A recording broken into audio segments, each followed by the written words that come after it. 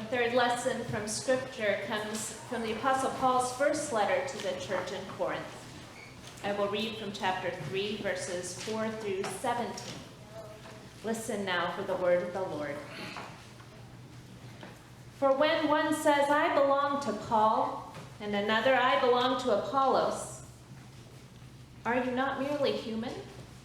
What then is Apollos? What is Paul? Servants through whom you came to believe, as the Lord assigned to each. I planted, Apollos watered, but God gave the growth. So neither the one who plants nor the one who waters is anything, but only God who gives the growth. The one who plants and the one who waters have a common purpose, and each will receive wages according to the labor of each. For we are God's servants working together. You are God's field, God's building. According to the grace of God given to me, like a skilled master builder, I laid a foundation, and someone else is building on it. Each builder must choose with care how to build on it. For no one can lay any foundation other than the one that has been laid. That foundation is Jesus Christ.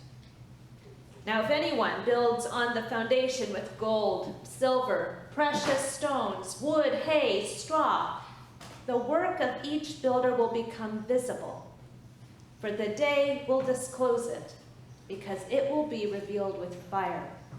And the fire will test what sort of work each has done. If what has been built on the foundation survives, the builder will receive a reward. If the work is burned up, the builder will suffer loss. The builder will be saved, but only as through fire. Do you not know that you are God's temple and that God's Spirit dwells in you? If anyone destroys God's temple, God will destroy that person. For God's temple is holy, and you are that temple. This is the word of the Lord. Thanks be to God. Would you please pray with me? May the words of my mouth and the meditations of our hearts be acceptable in your sight, Lord, our rock and redeemer. Amen. Some of you may be familiar with the story of the Great Chicago Fire of 1871. If ever you take an architectural tour of the city of Chicago, you will undoubtedly hear the tour guide speak of the Great Chicago Fire. Over the course of 2 days, from October 8 to October 10, beginning on the city's west side, the fire was carried block by a steady wind northward, leaving a third of the city in ruins, including the original church building of the congregation that I formerly served, Fourth Presbyterian Church. Having just completed renovating and refurbishing its new church home, the congregation of Fourth Presbyterian Church dedicated their church building on Sunday, October 8, 1871. Only a few hours after the dedication service concluded, the Great Chicago Fire swept through and destroyed the church building. Of course, the story doesn't end there. As it goes, the congregation got right back to work, rebuilt and dedicated a stone church in February of 1874. The story is part of the folklore of Fourth Presbyterian Church. I heard it many times, and each time I think of it, I cannot help from wondering with amazement at the spiritual reserves, energy, and inspiration it must have taken to rebound and rebuild.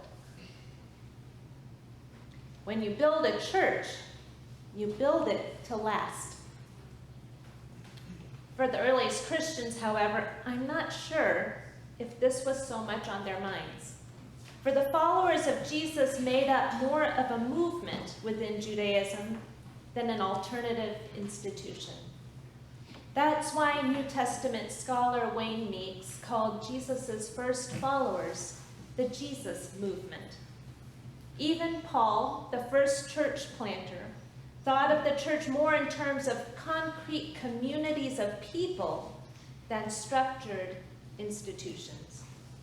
Given that, in the beginning of his missionary work, Paul thought that the second coming of Christ and the end of the world were not far off, it's understandable that he didn't concern himself with building with bricks and mortar. Furthermore, in Jesus' and Paul's day, the temple in Jerusalem was still standing. So much a part of their world was the temple that Paul drew upon it as a metaphor when he said to the Corinthians, "You are God's temple." In hearing this, the Gentile Corinthians may have first thought of the many pagan temples in their own city, such as the temple of Apollo. But Paul surely had in mind the temple in Jerusalem. For Jews like Paul, the temple in Jerusalem had been the central place of God's presence in the world. Thus, when Paul reimagined the temple and said to the Gentile Christians in Corinth, "Do you not know that you are God's temple and that God's Spirit dwells in you?" he was making a radical move, altogether decentering the Judaism he knew.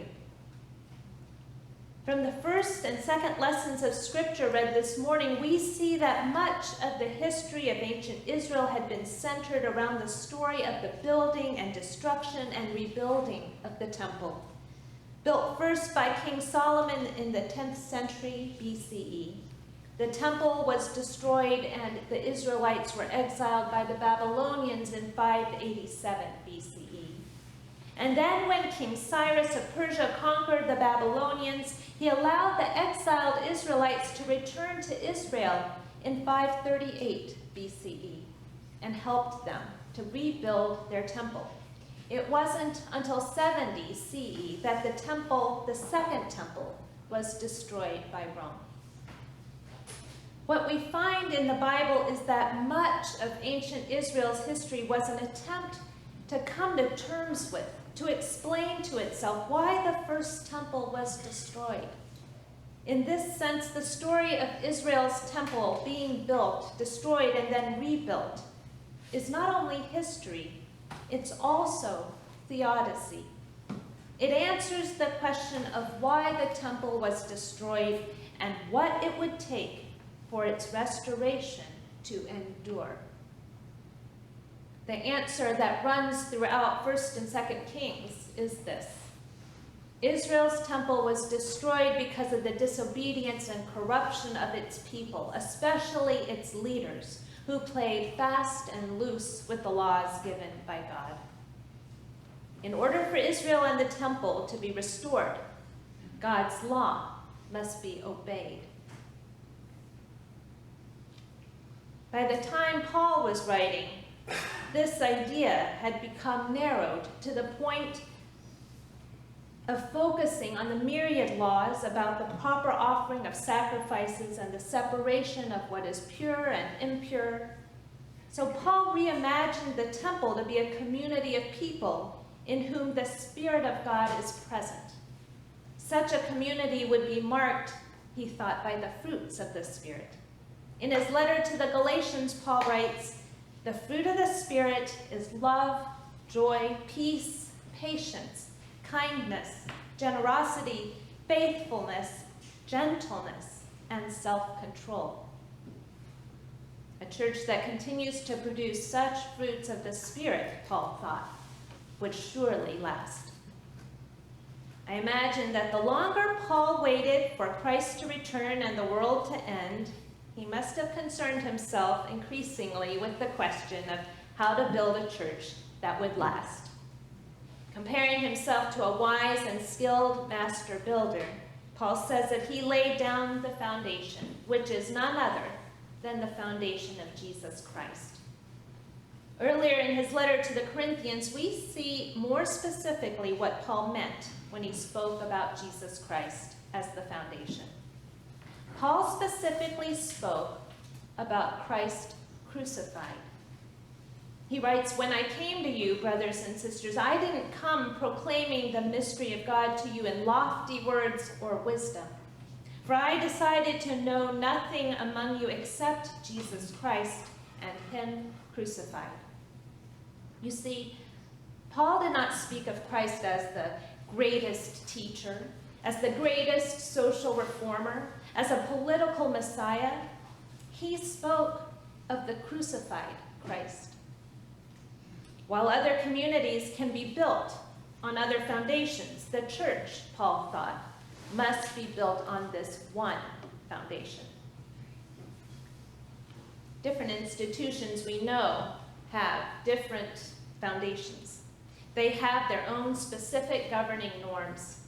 College campuses, for example, used to be governed by the values of free speech, academic freedom, and critical thinking. In recent years, however, these norms have been threatened. In their book, The Coddling of the American Mind, Greg Lukianoff and Jonathan Haidt, both of whom work on college campuses, have been troubled by what they have observed.